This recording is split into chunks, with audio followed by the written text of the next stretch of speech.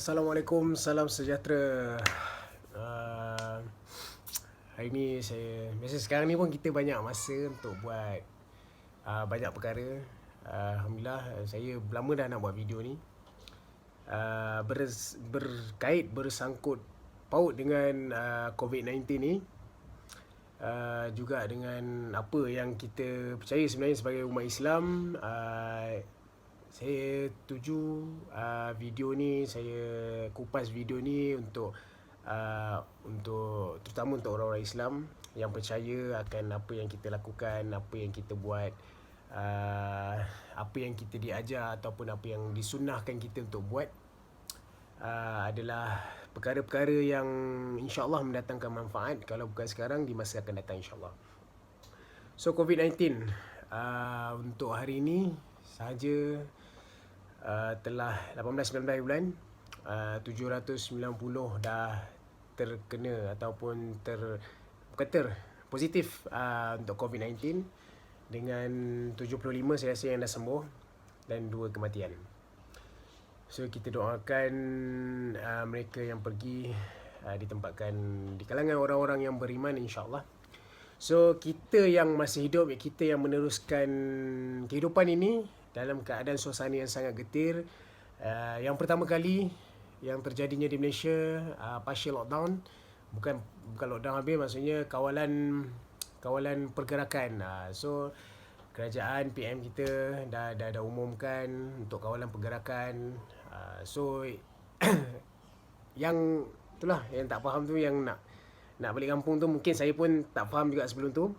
Tapi kita tengok macam mana keadaan di Itali.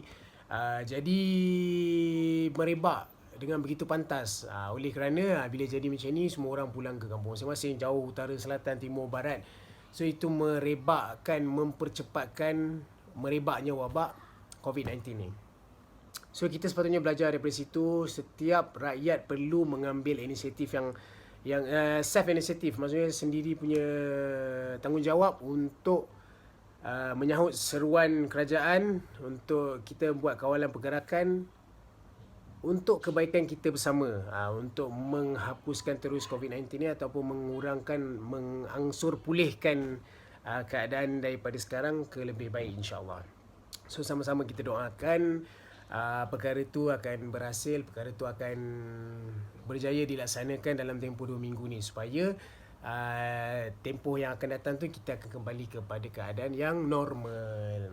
So ada satu, bukan tips ataupun saya rasa semua orang dah tahu, satu part yang tular sebelum ni, macam mana apa COVID-19 ni, apa virus ni tak boleh sebenarnya, apa yang virus ni tak boleh terima sebenarnya.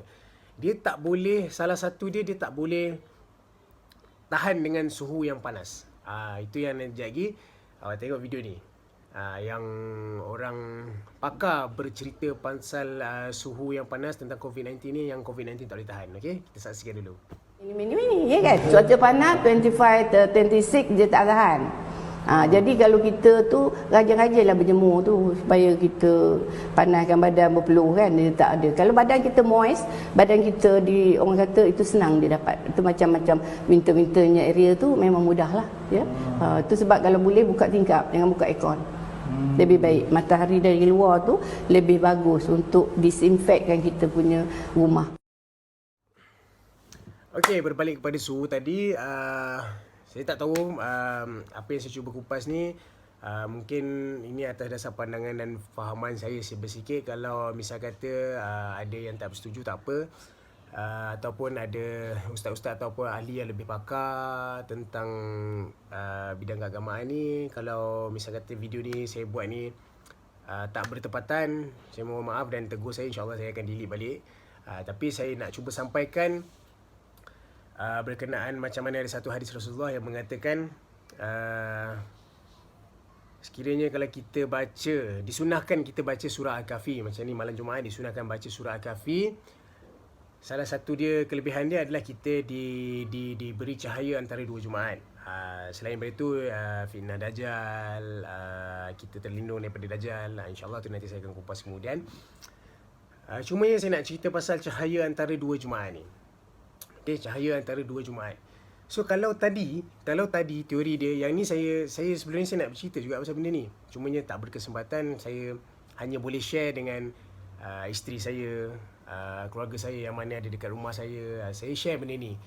Cuma sebab satu hari tu bila saya tengok balik yang pasal video yang pakar bercerita pasal suhu coronavirus tak boleh tahan dengan suhu yang sekian, saya terfikir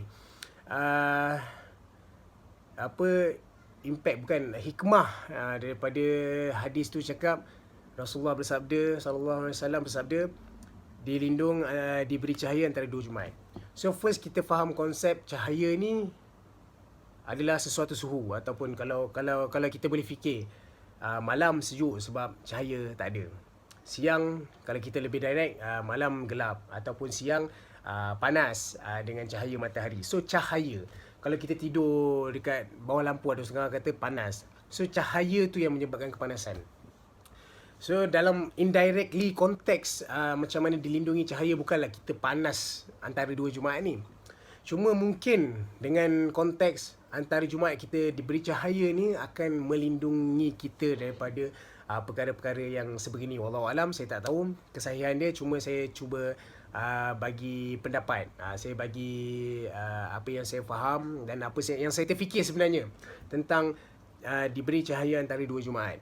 So itu mungkin hikmah yang sangat besar yang kita tak nampak sebelum ni. Sebab sebelum ni kita bercerita pasal surah Al-Kahfi ni tentang Dajjal, fitnah Dajjal dan pelbagai yang berkaitan dengan akhir zaman. So kita dah sampai dekat akhir zaman sebenarnya, tapi antara dua cahaya tu kita tak nampak hikmah dia. Mungkin wallahualam, mungkin dengan terjadinya coronavirus ni tertimbul lagi satu hikmah, macam mana kepentingan baca surah Al-Kahfi antara pada hari Jumaat, malam Jumaat, hari Jumaat dan petang Jumaat, menyebabkan coronavirus tu nak kata 100% kita tak dapat tu, wallahualam saya pun tak tahu sama ada saya kena ke tak kena ke, wallahualam. Tapi kita mohon kepada Allah SWT untuk dijauhkan daripada coronavirus ni. So mungkin dengan pembacaan surah Al-Kahfi tu akan melindungi kita daripada coronavirus, sebab dilindungi oleh diberi cahaya antara dua Jumaat. So Jumaat ni ke Jumaat depan insya-Allah. So istiqomah dalam membaca surah Al-Kahfi, okey. Di samping tu macam kita semua tahulah pasal macam mana kita terlindung daripada fitnahnya Dajjal. Kalau kita hafal 10 ayat pertama ataupun 10 ayat terakhir, masa Dajjal keluar nanti Dajjal takkan nampak kita. Itu hikmah dia. Macam mana kalau kita kaji tentang surah Al-Kahfi, macam mana pemuda-pemuda Al-Kahfi yang tidur di dalam gua selama 309 tahun tanpa dilihat orang. Bukan tak dilihat orang mungkin masuk, tapi Allah tutup pandangan dia, mereka macam mana tak nampak, macam mana kita tak nampak dengan benda-benda gaib sekarang ni. Allah tutup pandangan orang yang tak akan nampak pemuda-pemuda beriman dekat dalam gua tu. So itu antara sedikit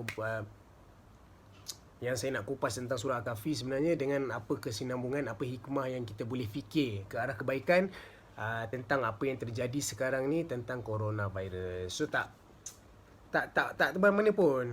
Surah Al-Kahfi bermula daripada